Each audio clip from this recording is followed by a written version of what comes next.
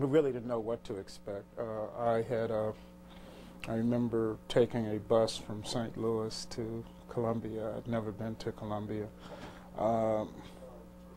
Really sort of having a feeling that a new chapter in my life was beginning. I really didn't know what to expect. And what I found from day one was a rather supportive environment. I mean, one of the things I wanted to do, for example, was to work on the man-eater, and I found students who encouraged me and sort of guided me, and so I became a reporter on the man-eater. And you had to try out. You had to write a story. And you were given, I guess you were given a fact sheet with a lot of misinformation on it, and part of what you had to do was to sort of sort out what was right and what was wrong, and then turn it into a story. And that whole experience taught me a little bit about the university. It taught me a little bit about journalism, and it got me started. It wasn't great. It was not great. This was 1978, and I lived in Mark Twain, and I think there were two other blacks in the dormitory. And you know, we were pretty much like the triplets. We wouldn't see one of us without the other because there weren't many of us there. Social life was pretty bad. I remember I guess the thing that really, one day it really hit home. It was homecoming, the day before homecoming, and I was walking through Greektown, which at the time had no black members of any fraternity or sorority, and those folks were having such a good time. There were parties everywhere, there were floats everywhere, there were all these things going on, and we just happened to be walking through Greektown. We were not part of that, could not be a part of that. And then we went over to, I guess, a little event that one of the black fraternities was giving at the university, at Memorial Union, I believe. And there were maybe 10 people there. And it was just quite a contrast that, wow, you're not, you know, you're in a different place. I mean, it really hit home that day. It was really actually very depressing. I remember talking to my friends about it, and one of my friends actually, that night he thought about leaving school because he said it just hit home to him how different he was at this university. I mean, we all, you know, you're different when you wake up in the morning and walk outside. However, that night, I did. I think the next day, and I told them about it, and I said to them that the weirdest thing happened last night. I mean, I told them about this stark contrast, and they just told me to hang in there. I wasn't particularly fond of journalism school, of J school, and I've told this to people because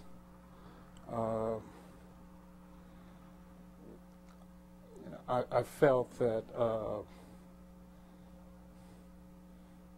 it was very large, even in those days, and it didn't necessarily give students, I thought, the attention they needed, and it gave you a very broad brush appreciation of journalism, which is good. But what I felt was needed was a way to try to get students to recognize their strengths and their talents, and then develop them in some kind of way. I was working during the summers at newspaper journalism. Working in getting an advertising degree would expose me to a different side of the newspaper business. And it really did. And I ended up spending a lot of time at the Missourian because, of course, I had to sell ads for the Missourian. But it was a lot more creative. I had to use different skills. I had to acquire different skills. And I ended up learning quite a lot. So you might say I had the best of three worlds. I think the core value is you really do appreciate you appreciate what journalism is all about at all of its levels. You appreciate how difficult it is. You appreciate how competitive it is. You appreciate what it takes to succeed, how you have to push yourself. how you have to deal with editors who were impossible, sources who were demanding as hell, and an audience that really reads you and reacts to what you write. I think that realistic exposure is something that you really don't get many places, and I think it really is Missouri's strength. And therefore, when you go out in the real world and you start working on a paper, there is very little. I guess if you start working on at a TV station, there's very little that you experience that surprises you. Well, honestly, I was a little disappointed. I don't quite know what I expected, but I certainly didn't expect style book quizzes every Friday. But, you know, actually, in retrospect, I'm really grateful for those. I mean, I remember at the time, Jane Clark was my News 105 teacher, and I got to take it, actually, as a sophomore, my last semester of my sophomore year through a special program they had at that time.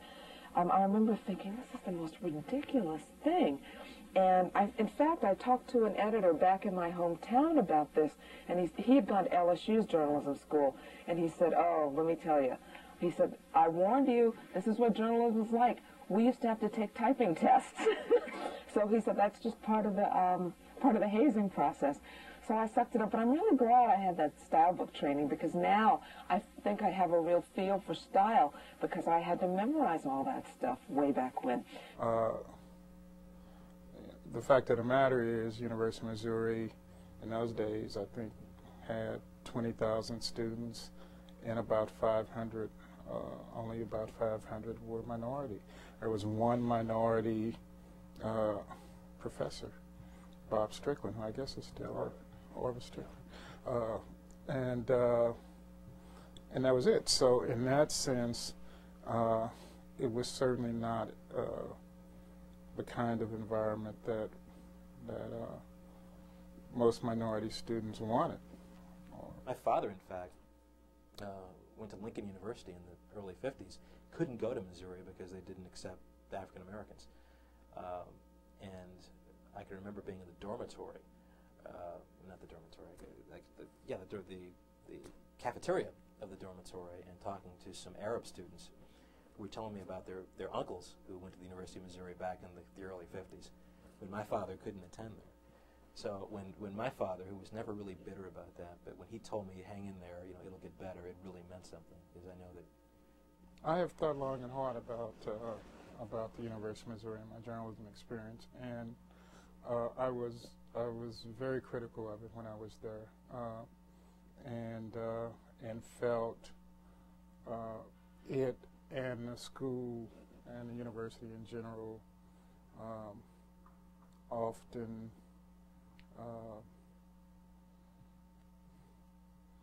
needed a very long way to go.